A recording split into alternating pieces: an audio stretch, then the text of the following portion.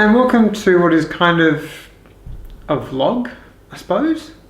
So I've just started this new channel, 20 the Tinker, and I thought it was about time I sat down with a cup of tea with you and had a chat. So if you don't have a cup of tea, go and make yourself a cup of tea. Pause the video. Okay, I'm going to assume now that you have a cup of tea. Why did I do it? Why did I leave my existing channel and go and start a new one? Pretty easy. I didn't like the name of the old one. It didn't suit me anymore. I set that channel up a very long time ago and I decided it was time for a new name. There were also some other issues, like the name of the series, Matt Makes, was just too common. I wanted people to be able to search and find episodes, and there are so many things out there of Matt makes of this, Matt makes of that. Turns out there's a Matt DiResta, who's the nephew of Jimmy DiResta, who's a bit of a YouTube maker celebrity. And yeah, he made lots of stuff. Who would have thought? So that's one of the reasons behind the name change. I also wanted more connection with what I wanted the channel to be about. You know, tinkering, not necessarily being the best at anything. I'm not here to be an expert at something. I'm just here to show you what I do, and I hope you're interested in that. The other thing I want to talk about is why I've started making these videos. Why I've started making videos about making stuff. Because I've been making stuff for 15 plus years, way more than that. I'm 30 now, and I reckon I've been making stuff since I was about 3.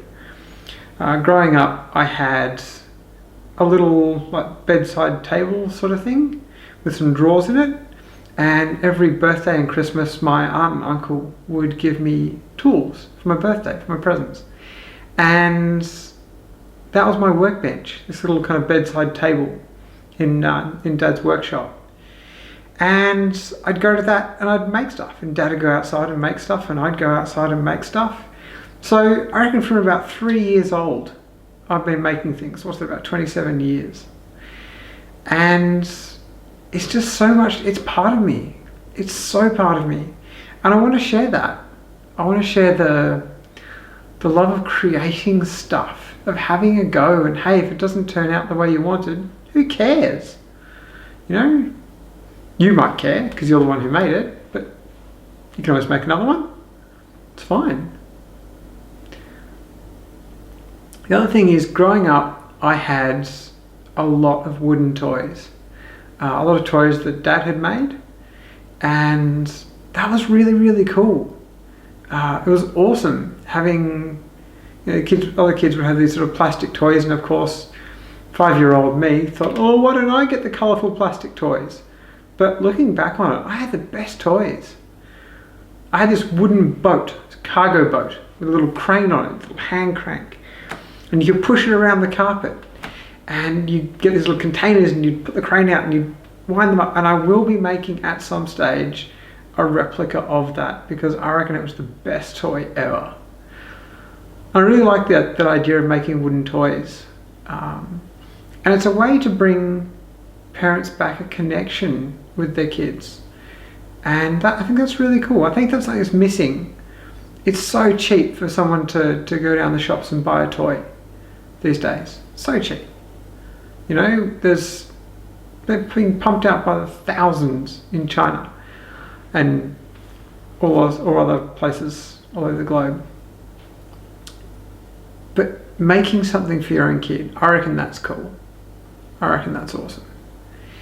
And it brings a real connection between the parent and the child. I reckon that's great. So I'll be doing a lot of toy making videos on this channel. Now, 20 the Tinker. Where did that name come from? That's actually pretty easy to answer. 20? Dead easy. My surname is actually Twin, as in triplets. and Twinny was just my nickname growing up, and I quite like it. The name Twin derives from twine, maker of string. So apparently somewhere in my way distant past, it goes back to twine, people who made string. Now, tinker. A tinker was an itinerant tinsmith. They were someone who went around fixing pots and pans and sharpening knives and sharpening scissors and kind of making odds and bods and various little things. And that just reminds me so much of what I do now. And tinkers were great recyclers, great repurposers of stuff. They used anything they could to fix stuff. And they're incredibly resourceful, and it's something that I really aspire to. The travelling bit is interesting because they travelled because they had to. They were vagrants, I suppose. They didn't have a fixed address, they didn't have a fixed income, and at the time, the turn of the 20th century, it was a hard life. It was a really, really hard life. And, we're talking about pre-World War One, pre-Depression, even all the way through the Depression. And in Australia, we had the swagmen. A lot of Australians will know the song Waltzing Matilda, which highlights just how tough it was to be someone who was assumed to be a criminal. Even though you went from farm to farm doing what you had to do to survive, they were assumed to be criminals. So, who's stolen the sheep? Oh, it was the swagman. Of course it was. And I don't know, is there something in that?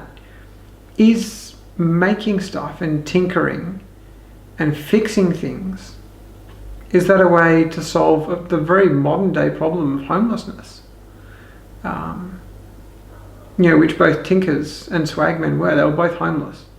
I'm not, by the way. I have a house and a workshop. But the idea of travelling around making stuff, that aspect of it, I really identify with. And I do travel a fair bit with my job. So you'll see me pop up in various places around Australia. And that was the last reason for swapping from Matt Makes to Twinny the Tinker. And that is looking forward to travel. I've always dreaded the idea of leaving behind my workshop. And I'll do another vlog at some point talking about the tools that I take when I do go traveling, because I've got a tinker kit that I take with me. Very, very light, and sort of has a few things that allow me to use whatever materials I find. We'll talk about that another time. So this is about making travel a positive and looking at the things that get made in the destinations I go to. And hopefully I'll also be going to a lot of museums.